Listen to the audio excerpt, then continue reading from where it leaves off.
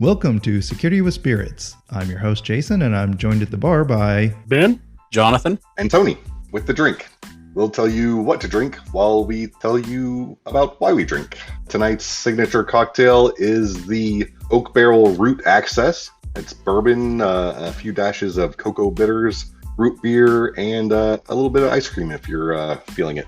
This is the perfect treat to reward your favorite cybersecurity sysadmin after a long day's work. That sounds delicious. And the picture you provided looks amazing. I have got to try that. and after today, I need one in each hand. Double root access. Damn right. Yeah, get the recipe on the website, oakbarrelsecurity.com. I put the previous one up on the website, so I'll get this one up there soon. All right, so what's everybody else drinking? I'm continuing my journey through the classic malts. Tried the four main ways of neat, straight up, on the rocks, and hydrated. Still going on with Lagavulin. I've got it on the rocks tonight. I am celebrating a bottle kill with the Balvenie 15-year-old. It's delicious. It's just in a glass with ice. I just finished off a bottle of Tennessee Hills Red Hot Pecker. It's their own take on Fireball. I've got that in a glass on the rocks with a little bit of kiwi. That sounds good.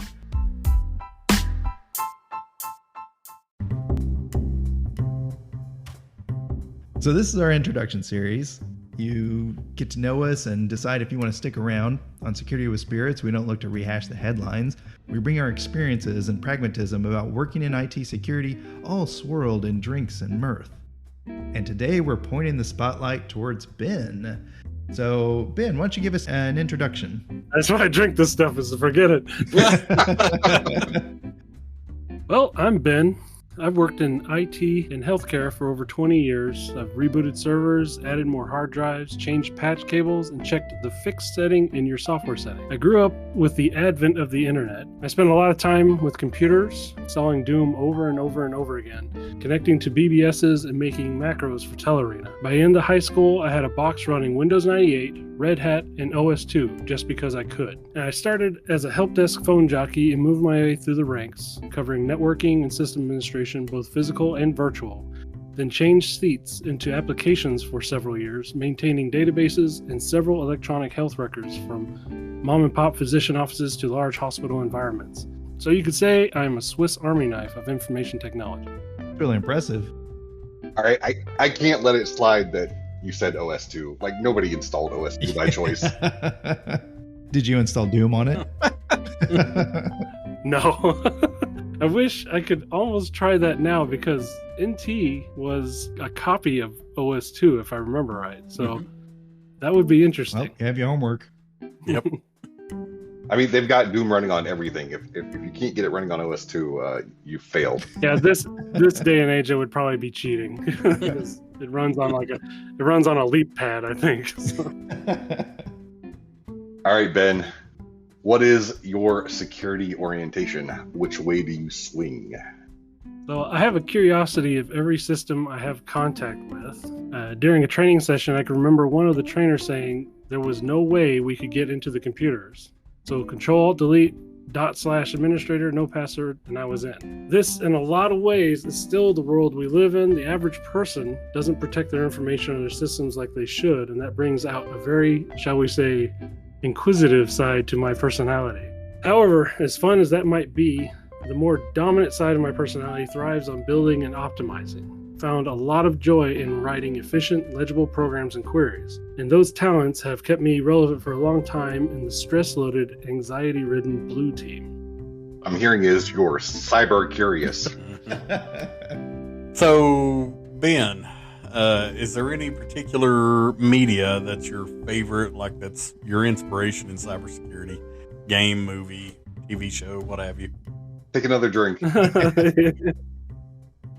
And honestly, my interest in cybersecurity was piqued not by technologies, but actually by a role-playing game called Shadowrun. The game and the source material of William Gibson introduces a different way to approach the world, and a little more interconnected, and opened my mind a bit to the possibilities. Like, I grew up in the wilderness in a small population. A big part of what technology and the internet brought to me was this reach. much like Star Trek inspired a lot of people to study space, these literary works inspired me, like New Rose Hotel and Burning Chrome and the Sprawl trilogy all gave me like a new perspective and what was possible in the world.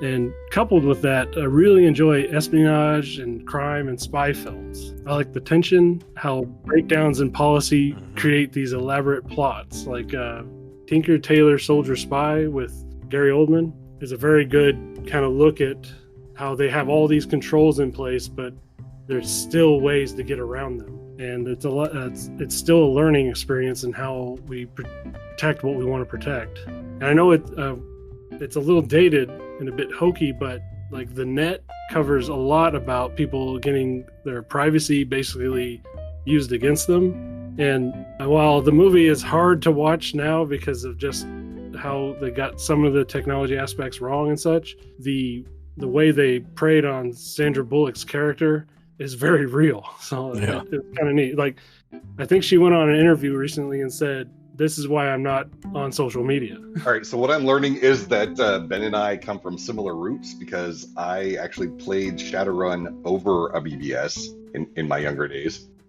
Ooh, If that's nice. not the nerdiest thing ever.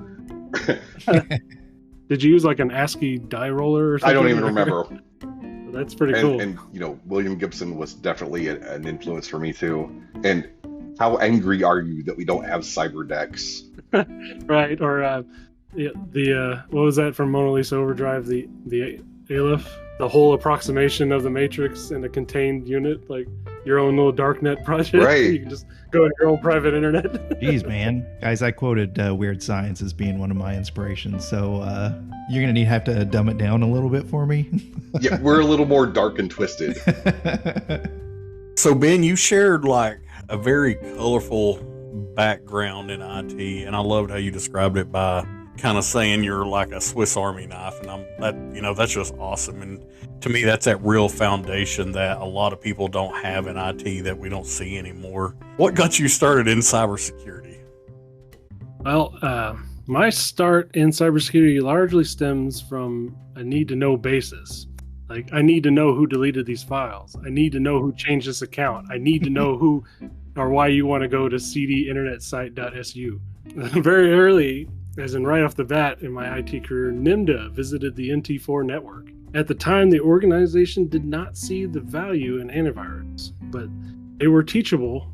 We set about cleaning machines, upgrading to XP, and putting up some basic fences for access. It was this process that really taught me least privilege and keeping up to date and running regular scans and addressing alerts as soon as they come up that kind of springboarded me into real IT work. And speaking of the upgrade to XP, Wellshow was another lesson, because just as we were running a full XP network, realized we needed to implement segmentation.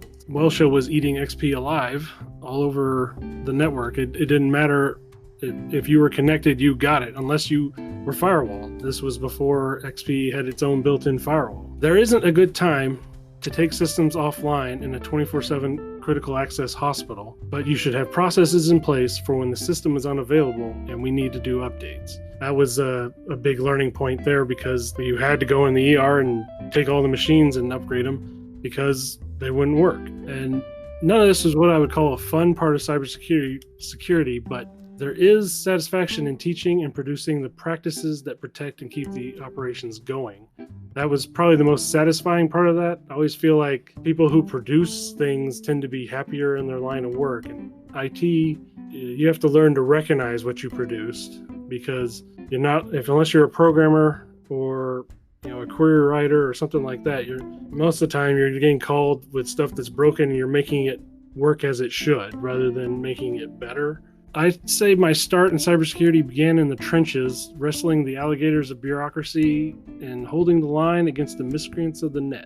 So how do you balance that sort of system administration versus security, the need to get work done versus keeping everyone safe? It's certainly not an easy task. Yeah, I would say that the time I spent in applications really kind of opened my eyes more to the operations of particularly healthcare, because I've only ever seriously worked in healthcare IT. And until you've been on the other side and realize what people are required to do to document or what they're going through each time they log in, you start to realize that security is a balance between being able to do your job and protecting it. And a lot of that comes through learning how to properly evaluate risk. If you want a 99% secure system, because there's never a 100% secure system, you have to realize you're going to be sacrificing a lot of the usability, a lot of the end user experience, and a lot of, honestly, the customer experience, which goes off to like the patients or say the people are using your product to sell things or whatever. So you have to draw that back and realize you're going to have to accept some risks and have some processes in place outside of system controls to mitigate risks. That's the never-ending struggle. Oh, I like that point. Like, you actually need to get out there and know your users, right? Yeah. A healthcare user is different than a finance user. Even within healthcare, a clinical user is different from a knowledge worker, right? And they have different needs and different security concerns. Yeah, and you can even take that a step further if you're not necessarily concerned about the end user experience, but the revenue cycle on places begins with physicians being able to do their work. If you're delaying them enough that they can't be productive with a larger segment of their time in the day, it has real world costs. I think that goes into it as well, as you got to think in terms of that risk balance as well. And I think a lot of companies tend to favor that part a little too much, and that's why they end up with such costly breaches and such. Yeah. But I do believe there is a sweet spot you can find in productivity versus security. Yeah, it's there, and on top of that, not only you having to worry about the cost, there's also that's a drastic change to the users after a breach. That, hey, we were so loose before, we didn't have to log in with passwords, and there was generic accounts everywhere, and I could easily get this data here or there, and now suddenly everything's locked down. It's even tighter. They usually go to the opposite end. Whereas, like you're saying, just find that healthy middle. Healthcare is ever evolving with regulations that come on how you should be operating, who should be handling what data, who should be doing things. Like, I believe it was not too long ago that now pharmacies are directed not to accept paper prescriptions. Even for controlled substances, they're saying, no, you have to order these electronically. And that's extra work on the physician. That's extra stuff that they have to do, and that's extra things you have to be aware of, because all those prescriptions require multi-factor identification. We have to make these controls as usable as possible. So do you have a time when somebody got really angry with you because you were trying to enforce security policy? Well, yeah, I had to sign up 80 doctors in one clinic in 3 months on EPCS 2-factor. ID.me. And if you've read anything about ID.me, it's terrible. But yeah, that was a very trying time in my career. You've got to make sure that they realize the reason we're doing this is not because I want to make you do this. It's because it's in the best interest of your license, the patient's health, and all this stuff. Trying to make an ally of the people that you work with, particularly those in authority, like physicians often are, is very helpful in getting through these tough policy implementations. We went through the same thing with the MFA and really getting personal with it and trying to show them like little tips and tricks. Like, I was showing one provider MFA and my watch dinged and I hit the approve and he's like, whoa, what's that? I was like, you have an Apple Watch? I can set you up. And yeah, stuff like that gets buy-in. What I was going to ask is, you mentioned that a company went through a breach and then the wallets just opened right up and they got whatever they wanted. Is that, I mean, that's very common in security. Are there other places where that happens? Are there other, like, no other departments do that, right? Maybe if there's a new policy. I know, like, from education, when a new policy would come down from the state, it's like, oh, we've got to dump money into that. So, I mean, it was an outside incident or issue that started it, but ultimately not specific to a department like what you're saying. I've not seen it. Yeah, and it, like, nothing is as quick as a security breach. Yes. Yeah. related to security spending, right? When there's suddenly a bunch of people resigning from a company, for instance, it's not like HR starts throwing money at people. No, True. they just let them. Yeah, I would say you could almost look at Tesla's performance with electric vehicles. You could see every other manufacturer really kind of jump in to start trying to sell electric vehicles. They were just kind of behind on that one, I would say. If you're going to find another instance where that happens, you would have to look at something in which a company obviously missed the boat.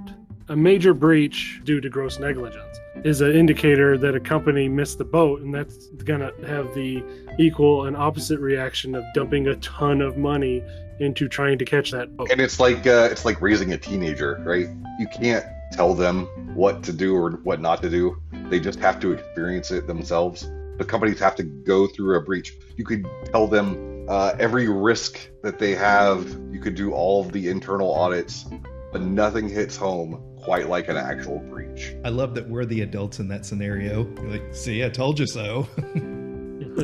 Having your goodwill roasted on the news.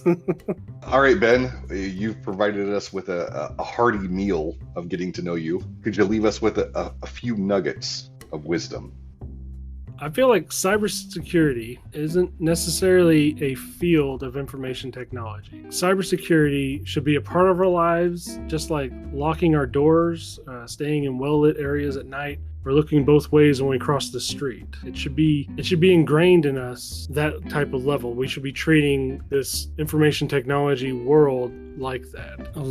I think the reason we talk about cybersecurity as a field is because we're catching up. It's a discipline in IT because, well, we missed the boat. We went about it as quickly and as expansively as possible, and now we're working on plugging all the holes in the boat.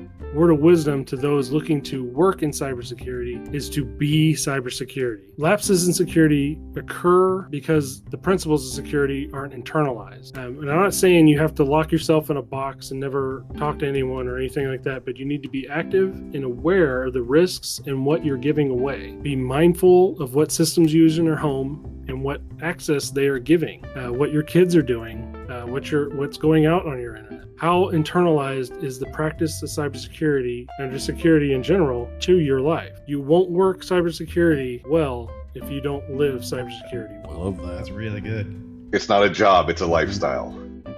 And there's a guy, if I wish I could remember his name, he had a level of alert where our mindsets, color code, that you have the color code white where you're unaware and unprepared, the code yellow where you are relaxed but alert, and then you had code orange where you're aware of a specific threat, and then red where you're in the fight. Or I would say a large percentage of the population treat their cybersecurity at a code white level. And if you want to work in cybersecurity, if you want to do cybersecurity, you should be you should be a yellow at all times, where you're relaxed, you're able to enjoy your life, but you're aware of what you're doing with your data and what's going on with your data. I feel like there's more than just a nugget of wisdom. I think that's like a whole 5-pack of McNuggets of wisdom, like served up hot and fresh for us.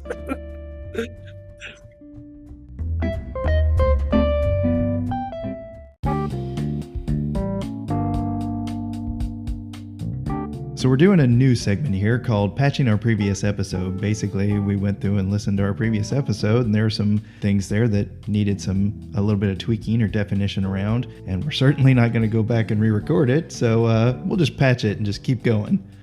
So one of them was whenever we fired up the podcast, Jonathan kept pointing out that my audio was a little echoey, and I assured him that it is not, because I have the finest of audio recording tools, and it is certainly not me.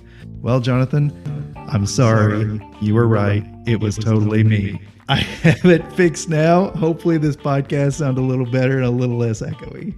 Next one is whenever I mentioned that I had a leader that I really looked up to, and this person slept in their chair. I wasn't looking up to this person because they slept in a chair on the job. I meant that they were very dedicated. They would stay late nights. They would work until they literally fell asleep in their chair and woke up the next morning. Although a leader who would sleep in their chair and not get fired would be pretty impressive. I would not put that on my list of role models. And that's it for this week's Patching the Previous Episode.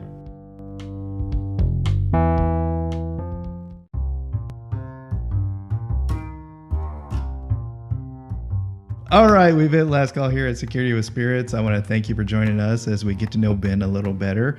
I'm your host, Jason. Jonathan. I'm your bartender, Tony. And I'm Ben. Thanks, everybody, and we'll see you next time. Bye. Yay, technology.